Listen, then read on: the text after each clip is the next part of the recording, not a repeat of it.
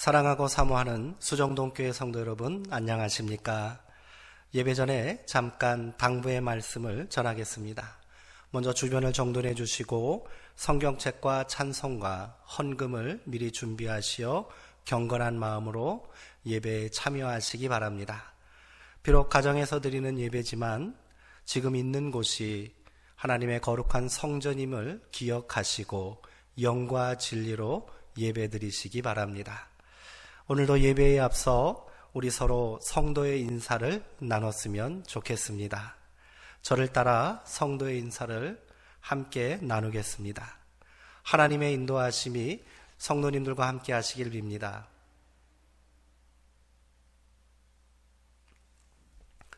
당신이 계신 곳이 바로 거룩한 성전입니다.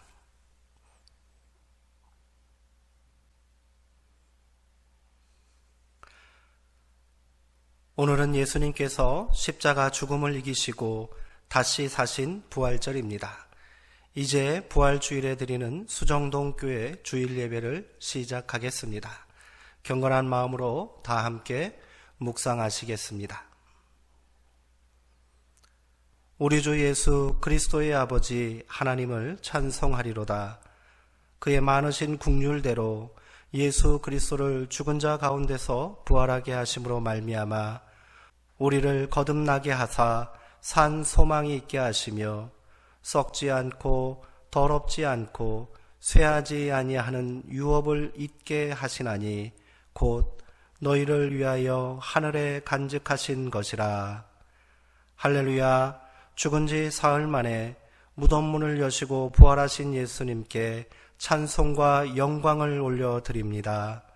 부활의 첫 열매가 되신 예수님을 따라 우리도 부활하게 될 것을 믿으며 이 시간 삼위일체 하나님께 감격의 예배를 드립니다.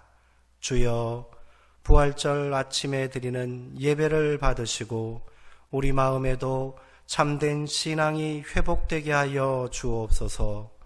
썩어 없어질 땅의 것에만 소망을 두지 않게 하시며 부활을 사모하는 성도답게 주 안에서 견실하며 흔들리지 않는 믿음을 지키게 하여 주옵소서. 예수님의 이름으로 기원하옵나이다. 아멘. 이제 다 함께 찬송가 160장 무덤에 머물러 찬송하겠습니다.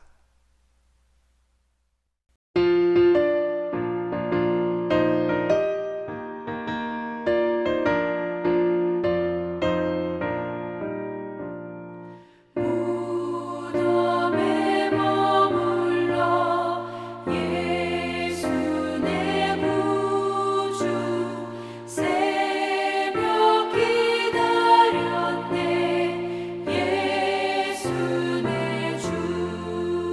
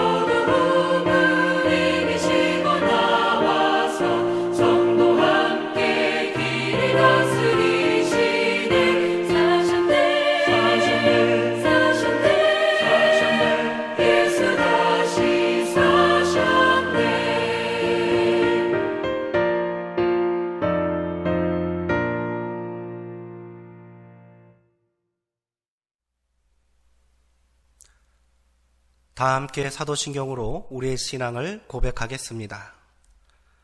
나는 전능하신 아버지 하나님, 천지의 창조주를 믿습니다. 나는 그의 유일하신 아들, 우리 주 예수 그리스도를 믿습니다. 그는 성령으로 잉태되어 동정녀 마리아에게서 나시고 본디오 빌라도에게 고난을 받아 십자가에 못 박혀 죽으시고 장사된 지 사흘 만에 죽은 자 가운데서 다시 살아나셨으며 하늘에 오르시어 전능하신 아버지 하나님 우편에 앉아 계시다가 거기로부터 살아있는 자와 죽은 자를 심판하러 오십니다. 나는 성령을 믿으며 거룩한 공교회와 성도의 교제와 죄를 용서받는 것과 몸의 부활과 영생을 믿습니다. 아멘. 다 함께 공동 기도문을 따라 기도하시겠습니다. 부활의 주님, 주님께서는 제자들에게 인자가 십자가에 달려 죽은 후에 다시 살아나실 것을 여러 번 말씀해 주셨습니다. 그러나 제자들이 그 말씀을 마음에 두고 있지 않다가 정작 부활하신 주님을 배울 때에는 의심하였던 것과 같이 저희들도 주님의 말씀을 온전하게 간직하지 못함으로 부활에 대한 믿음이 부족했습니다. 그리하여 죽은 자가 다시 사는 것이 어디 있느냐 생각하며 내일 죽을 것이니 오늘 먹고 마시자는 세속적인 가치관을 따라 살아왔습니다. 주님이 재림하시는 날 우리도 부활할 것을 믿지 못하였기에 어렵고 힘든 일을 만날 때마다 견고하지 못하였고 불평, 불만을 입에 달고 살았습니다. 주여 회개하오니 이 모든 죄를 용서하시고 우리 마음에 부활 신앙을 회복시켜 주옵소서. 예수님의 이름으로 기도드립니다. 아멘. 오늘 우리에게 주시는 말씀은 마가복음 16장 1절에서 8절까지 말씀입니다. 신약성경 84쪽에 있습니다. 이제 제가 하나님의 말씀을 봉독해 드리겠습니다. 이것은 하나님의 말씀입니다. 하나님의 말씀에 경청하시기 바랍니다. 안식일이 지남에 막달라 마리아와 야고보의 어머니 마리아와 또 살로메가 가서 예수께 바르기 위하여 향품을 사다 두었다가 안식 후 첫날 매우 일찍이 해 돋을 때에 그 무덤으로 가며 서로 말하되 누가 우리를 위하여 무덤 문에서 돌을 굴려주리요 하더니 눈을 들어본즉 벌써 돌이 굴려져 있는데 그 돌이 심히 크더라. 무덤에 들어가서 흰 옷을 입은 한 청년이 우편에 앉은 것을 보고 놀라매 청년이 이르되 놀라지 말라. 너희가 십자가에 못 박히신 나사렛 예수를 찾는구나. 그가 살아나셨고 여기 계시지 아니하니라. 보라, 그를 두었던 곳이니라. 가서 그의 제자들과 베드로에게 이르기를 예수께서 너희보다 먼저 갈릴리로 가시나니 전에 너희에게 말씀하신 대로 너희가 거기서 배우리라 하라 하신지라. 여자들이 몹시 놀라 떨며 나와 무덤에서 도망하고 무서워하여 아무에게도 아무 말도 하지 못하더라. 아멘. 부활의 증인이라는 제목으로 하나님의 말씀을 함께 나누겠습니다. 국어사전에는 증인이라는 말을 자기가 듣고 본 사실을 진술하는 사람 이렇게 정의하고 있습니다. 증거 능력이 더 확실한 사람은 사건을 전해 들은 사람보다는 직접 눈으로 목격한 사람이 될 것입니다. 시시비비를 엄격하게 따지는 법정에서 증인의 진술은 결정적인 역할을 합니다. 그러나 증인이 있다 해도 좀처럼 믿기 힘든 일들도 비일비재합니다. 현실에서 불가능해 보이는 일을 직접 목격했다고 말하는 사람들은 정신이 이상한 사람 취급받을 것입니다. 예수님께서 십자가에 죽으셨다가 3일 만에 다시 살아났다는 도저히 믿기 힘든 사건도 마찬가지입니다. 그러나 성경은 이 부활 사건의 증인이 무수히 많다고 말합니다. 고린도전서에서 바울은 부활의 증인이 대략 500명이 넘는다고 말하고 있습니다. 더 나아가 2000년이 지난 오늘 우리도 이 일의 증인이라고 말합니다. 그렇다면 성경에서 말하는 부활의 증인은 일반적인 증인 개념과는 다른 특별한 무언가가 있는 사람들일 것입니다. 오늘은 주님께서 다시 사심을 기념하는 부활주일입니다. 부활절은 단순한 기념주일이 아닌 부활의 기쁨과 승리의 영광을 삶으로 고백하는 자리입니다. 그러므로 오늘 예배에 참여한 우리 모두 부활의 현장에 직접 참여한 부활의 증인들인 것입니다. 오늘 말씀을 통해 부활의 증인됨의 깊은 의미를 함께 새겨보길 원합니다. 이를 통해 우리가 단지 부활 신앙을 믿는 자들을 넘어 부활의 생생한 증인된 삶을 살게 되기를 소망합니다. 오늘 함께 읽은 마가복음 본문의 핵심 내용은 이틀 전에 십자가에서 죽어 장사된 예수님의 무덤이 비어 있었다는 것입니다. 마가복음을 연구하는 신학자들의 오랜 논쟁 중에 빈 무덤 논쟁이 있습니다. 마가복음의 마지막 결론이 무엇이냐 하는 논쟁입니다. 오늘 우리가 읽고 있는 마가복음은 16장 20절에서 끝이 납니다. 그러나 많은 성서 연구자들은 마가복음이 16장 8절에서 종결된다고 주장합니다.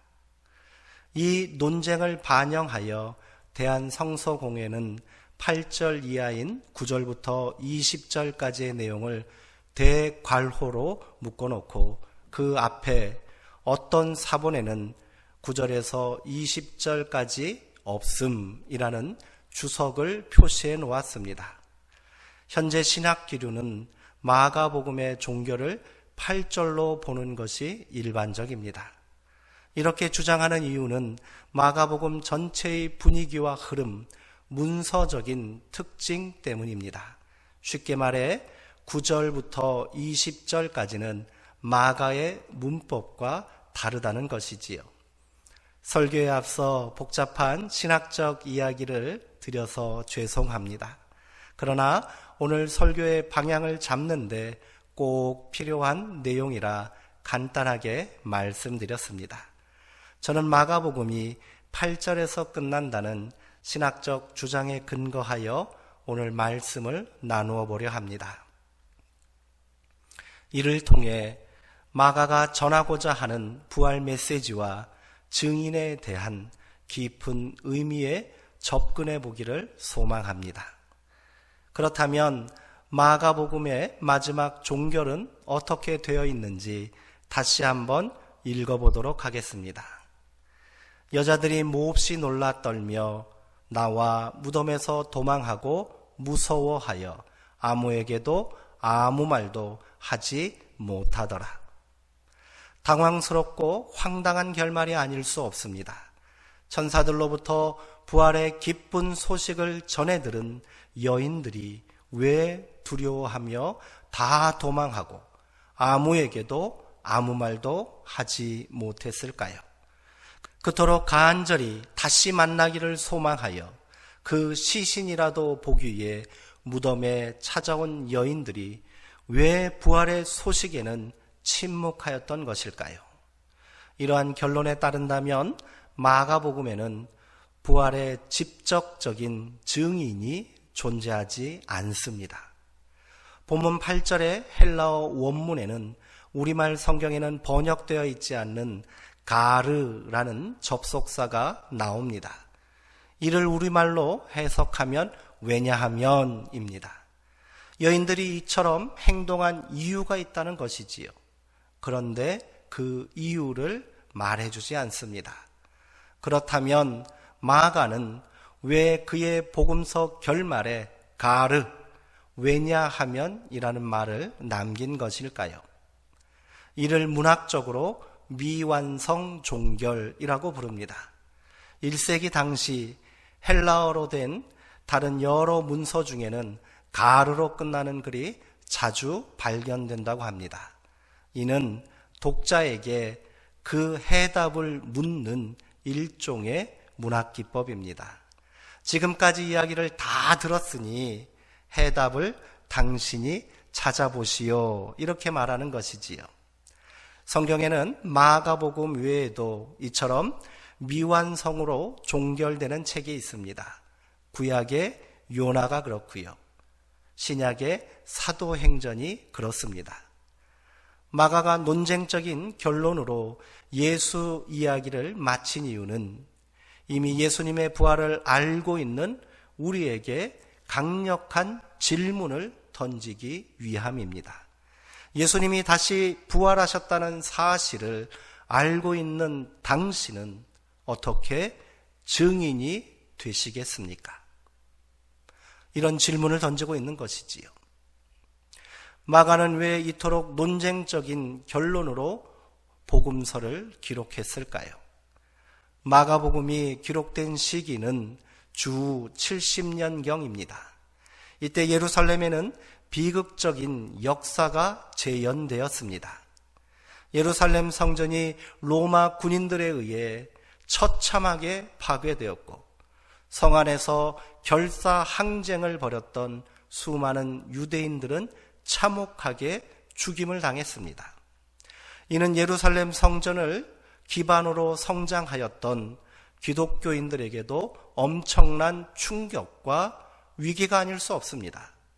예수님께서 부활하시어 하나님의 용서와 새로운 생명의 역사가 시작되었는데 하나님의 진노로밖에 볼 수 없는 성전 파괴 역사가 다시 일어났다는 사실을 이해할 수 없었습니다. 곧바로 부활 신앙에 대한 의심이 시작되었고 신앙의 위기가 찾아왔습니다. 이때 마가는 흔들리는 신앙 공동체를 위해 처음으로 예수 이야기를 문서로 기록할 필요성을 느끼게 됩니다. 이렇게 기독교 공동체의 첫 복음서인 마가복음이 세상에 나오게 됩니다. 마가는 예수님의 빈무덤을 찾아온 여인들이 천사가 전하는 부활의 기쁜 소식을 전해 듣고도 부활의 증인이 되지 못한 이유를 이렇게 밝히고 있습니다. 그들이 무덤에서 도망하고 무서워하여 아무에게도 아무 말도 하지 못했기 때문입니다. 왜냐하면 이라는 마지막 질문에 대한 해답을 이미 암시해 놓은 것이지요. 여인들이 부활하신 예수님을 직접 만나고 예수님의 입을 통해 부활 소식을 전해 들었다면 이렇게 무서워 도망칠 리가 없습니다. 감격과 기쁨으로 충만했겠지요. 20여 년이 지난 후에 등장한 다른 복음서에는 부활의 첫 증인인 여인들의 행동을 이런 모습으로 기록해 놓았습니다. 그러나 마가는 부활을 의심하고 두려움과 절망 가운데 있는 신앙 공동체를 향해 부활 신앙에 대해 다시 질문하고 있습니다. 마가의 신앙 공동체는 부활하신 예수님을 직접 목격한 증인이 소수였거나 아예 없었을 것입니다. 하지만 이들은 부활 신앙을 기초로 해서 신앙 공동체를 이루었겠지요. 믿음으로 다져진 증인 공동체입니다. 그러나 믿음의 근간을 이루는 신앙이 흔들리자 곧바로 위기가 찾아왔습니다. 마가는 그 이유를 두려움에서 찾고 있습니다. 마가복음 전체를 관통하는 중심 주제는 믿음입니다. 그리고 이 믿음이 자라지 못하게 하는 강력한 방해 요소를 두려움이라고 말합니다. 공생의 기간 동안 거듭해서 온전한 믿음에 서지 못하는 자들을 향해 어찌 무서워하느냐, 어찌 두려워하느냐 호통을 치십니다. 하나님을 향한 믿음과 신뢰가 무너질 때 두려움과 의심이 찾아옵니다. 우리 역시 마찬가지입니다. 우리가 두려움과 절망 가운데 있을 때 신앙의 위기는 찾아오고 증인된 삶을 살지 못할 때 부활신앙은 공허해집니다. 인간에게 두려움의 감정은 생존을 위한 본능입니다. 그러나 두려움을 이기지 못하면 삶은 한 발자국도 앞으로 나아가지 못합니다. 마가는 두려움을 이기는 길은 믿음으로 부활의 기쁜 소식을 전하는 증인된 삶을 사는 것이라고 말하고 있습니다. 보았기에 믿는 것이 아닙니다. 눈과 귀로 확인했기에 증인이 되는 것이 아닙니다. 바울은 우리가 주목하는 것은 보이는 것이 아니요 보이지 않는 것이니 보이는 것은 잠깐이요 보이지 않는 것은 영원함이니라 이렇게 말합니다. 보지 못하는 것을 믿는 것이 신앙입니다. 보이지 않는 영원한 것을 바라는 것이 믿음입니다. 부활신앙은 더더욱 그렇습니다. 우리가 두려움과 의심에서 벗어나 확실한 믿음으로 부활의 기쁜 소식을 전할 때 우리는 비로소 증인된 삶을 살 수 있습니다. 마가는 여인들의 안타까운 모습을 통해 우리가 믿음으로 나아가야 할 바를 분명히 보여줍니다. 그리고 왜냐하면 이라는 마지막 질문을 던지면서 그 방법을 우리가 찾아야 한다고 말하고 있습니다. 그렇다면 우리가 부활의 증인된 삶을 살려면 어떻게 해야 할까요? 사도 바울은 로마서에서 다음과 같이 고백했습니다.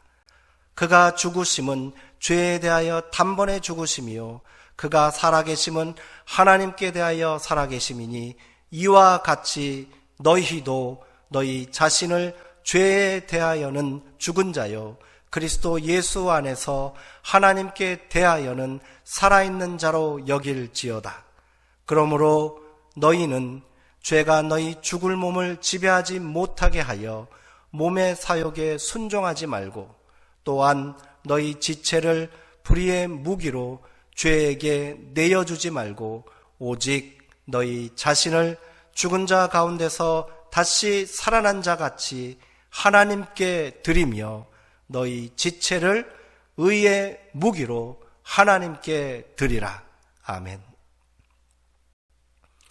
바울의 고백을 통해 우리가 부활의 증인된 삶을 사는 길을 함께 결단하기를 원합니다. 먼저 우리가 그리스도와 함께 죽었고 또한 그와 함께 다시 살아난 줄을 믿어야 합니다. 예수의 십자가 죽음이 나의 죄를 대신하신 대속의 죽음임을 고백한다면 그의 부활과 함께 나도 다시 사는 부활의 삶을 살게 되었음을 믿어야 합니다.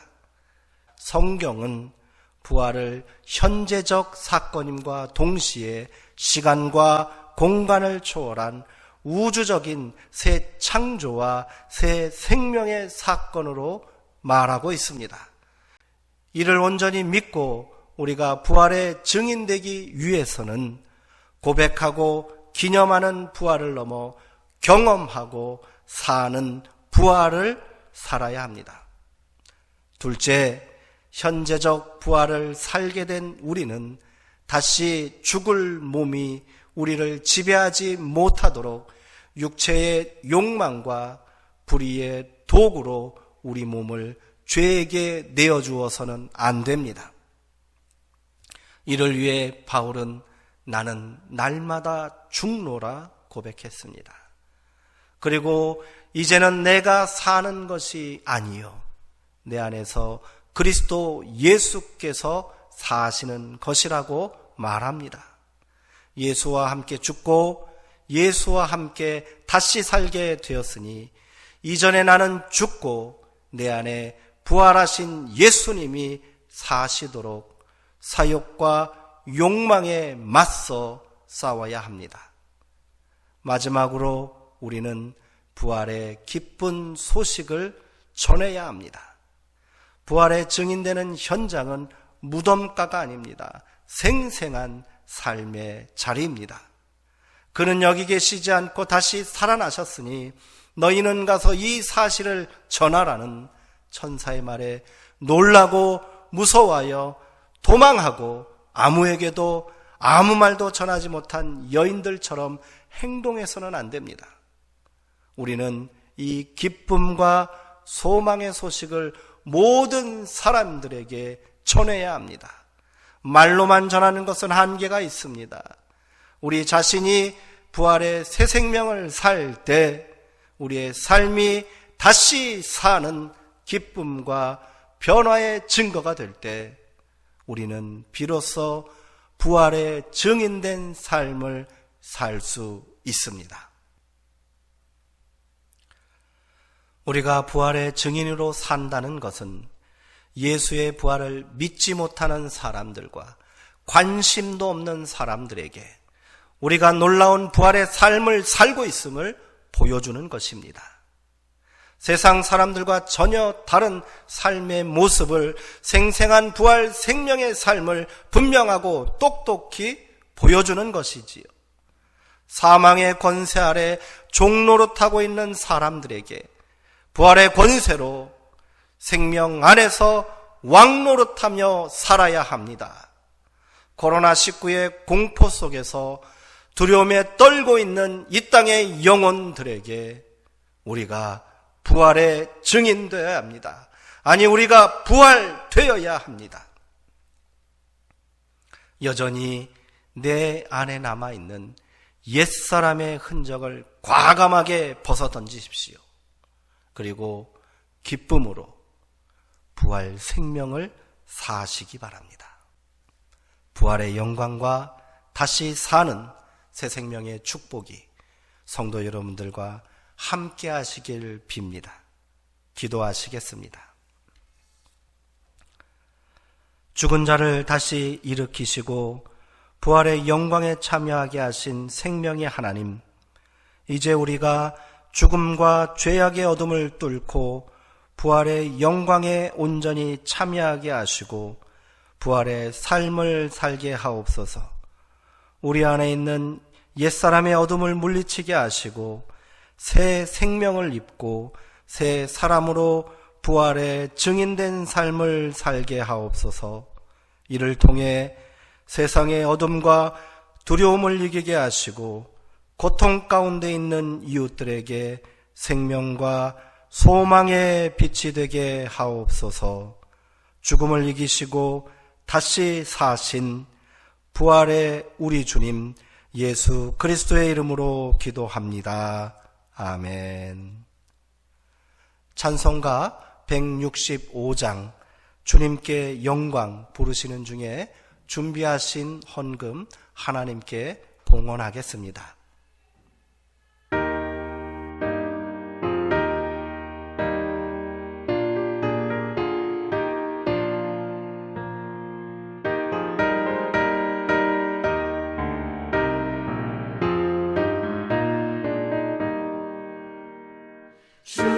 주님께 영광 다시 사신 주 사망 권세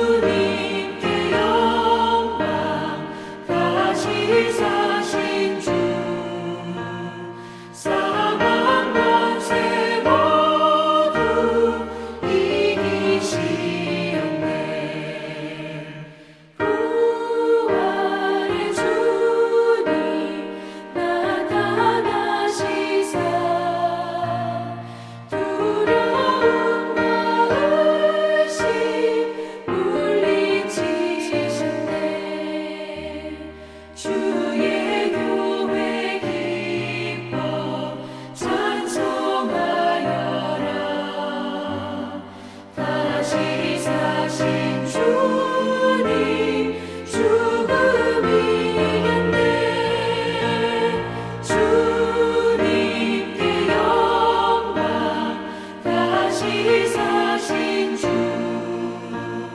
사망 권세 모두 이기시었네.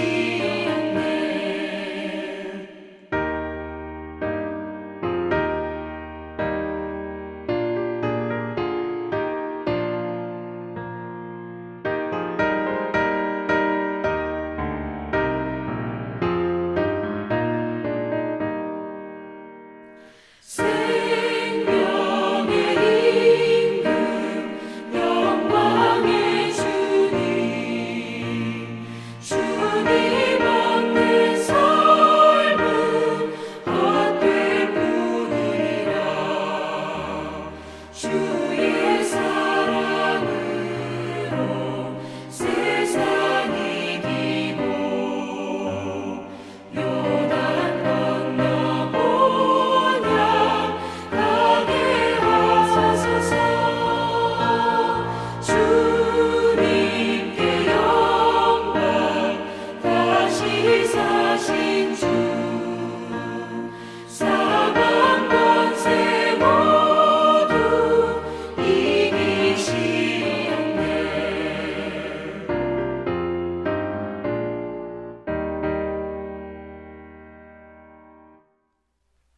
드려진 헌금을 위해 기도하겠습니다. 사랑과 은혜의 하나님, 이 시간 우리가 정성과 마음을 다해 귀한 예물을 드리오니 기쁘게 받아 주옵소서. 이 예물이 사용되는 곳에 하나님의 회복의 역사가 나타나게 하시고 우리 가운데 부활의 증인된 삶을 사는 능력이 있게 하여 주옵소서. 예수님의 이름으로 기도합니다. 아멘. 교회 소식을 전하도록 하겠습니다. 오늘은 부활주일입니다. 부활의 기쁨과 새 생명을 사는 능력을 세상에 증거하는 부활의 증인들 되시기 바랍니다. 코로나19 극복을 위한 사회적 노력이 계속되고 있습니다. 사태가 진정될 때까지 주일 예배는 오늘처럼 2부로 나누어 드리겠습니다. 부득이 예배에 참석이 힘든 성도님들을 위해 영상 예배도 계속 진행됩니다. 거룩하고 또 복된 예배에 온전히 참여하는 성도님들 되시기 바랍니다. 앞으로도 계속해서 사태가 진정될 때까지 정부 방침에 따라 사회적 거리두기 준칙을 준수하면서 예배 드리도록 하겠습니다. 성도님들도 적극 협조해 주시기 바랍니다. 사순절 기간 동안 영상을 통해 더 깊은 묵상에 열심히 참여해 주신 성도님들께 감사를 드립니다. 새벽 기도가 재개될 때까지 계속해서 묵상 영상을 올리려고 합니다. 교회 유튜브와 카톡방을 통해 올라오는 영상으로 매일매일 개인 묵상과 기도에 힘써 주시기 바랍니다. 이제 마지막으로 우리 함께 성도의 인사를 나눴으면 좋겠습니다. 우리 주님께서 부활하셨습니다. 당신이 부활의 증인입니다. 사랑하고 축복합니다. 이제 축도로 부활절 감사 예배를 마치도록 하겠습니다. 지금은 사망 권세를 이기시고 우리 가운데 생명과 부활의 은총을 허락하신 예수 그리스도의 은혜와 우리를 사랑하시고 우리 안에 온전한 공의와 사랑의 역사를 이루신 하나님 아버지의 크신 사랑과 우리를 위로하시고 연약한 우리 가운데 참 기쁨과 평안을 허락하시는 성령 하나님의 감동하심과 교통하심이 이 시간 예배드리는 모든 성도들의 머리 위와 이들의 삶의 자리 위에 고통받고 있는 이 땅의 백성들의 삶의 자리 위에 지금부터 영원토록 함께 하시기를 간절히 축원하옵나이다. 아멘. 이상으로 부활주일 예배를 마치겠습니다. 한 주간도 하나님의 보호하심과 부활의 능력으로 세상을 승리하며 사시는 성도님들 되시기 바랍니다. 평안을 너에게 주노라. 세상에 줄 수 없는 세상에 알 수